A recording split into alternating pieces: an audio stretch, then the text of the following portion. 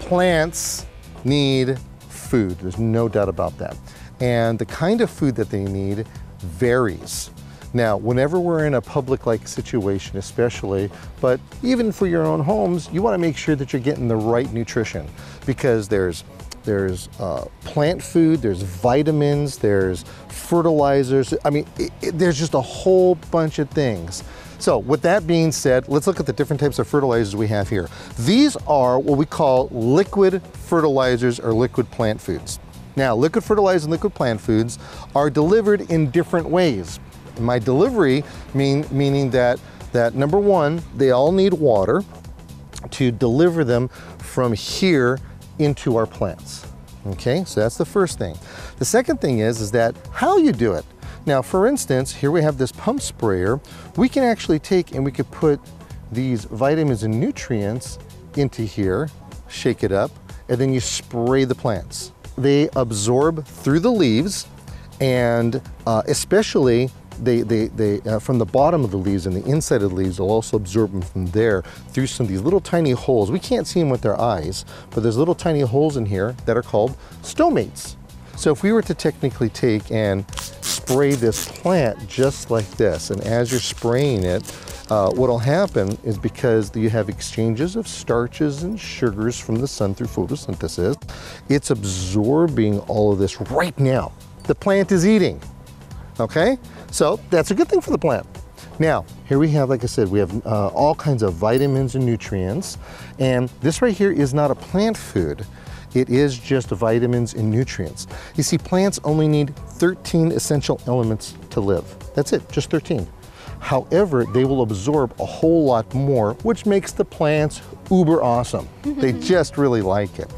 Probably one of the most aged types of fertilizers on the market is called fish emulsion.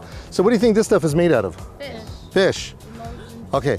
Anytime there's a fish that's being used for something, especially in cooking or just a lot of different things, what they'll do is they'll take all the fish parts that they don't use, and a company called a rendering company will take this stuff, they'll process it, and they cut it all up and they cook it really hot, and they then end up with this, and it's called a fish emulsion.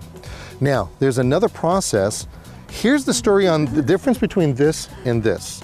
This right here is what they call a fish, now this is a tough word, hydrolysate. You guys say that? Hydrolysate. A fish hydrolysate is different from a fish emulsion. And the reason why it's different is because what they do is that they actually grow the fish just for fertilizing. That's it. They take it and then they whop it up and they use it for just for this.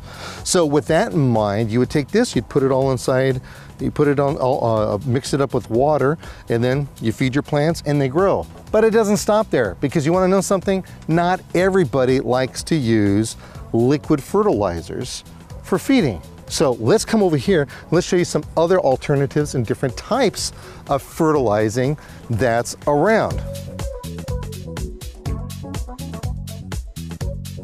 Now, a water-soluble fertilizer is interesting, because what it does is that the second that it hits the water, well, I'll tell you what, why don't you, since you like it so much, why don't you grab a little bit and put it in here and see what happens.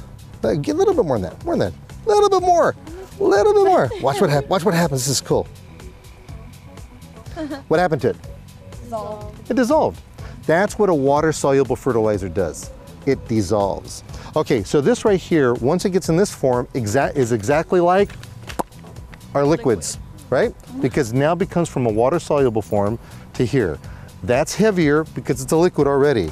This right here is lighter because it's a different form. Now this right here is what we call Epsom salts. You ever use Epsom salts before? Sounds familiar. Okay, sounds familiar. You know why? Because athletes actually use this stuff. What they do is this, is that you take this stuff, and if your feet are really sore, you get yourself some warm water, and then you put like a cup of this stuff in some warm water, and then you soak your tootsies. Okay, it makes your feet better. However, this is also a fertilizer, and even though it says the word salt in it. okay? It is a fertilizer. We call it a natural fertilizer, even though it's a man-made stuff. So if you were to take just a little bit like this, just this much, in fact, why don't you take as much as you just had and put it at the base of that plant right there. So you take it, put it right there. Okay, good. Now, what happens when water hits it? It dissolves. Dissolves, gets into the roots. The roots absorb it and it starts to grow. So that's what Epsom salts will do for your plants. And with that, we got to fertilize our plants.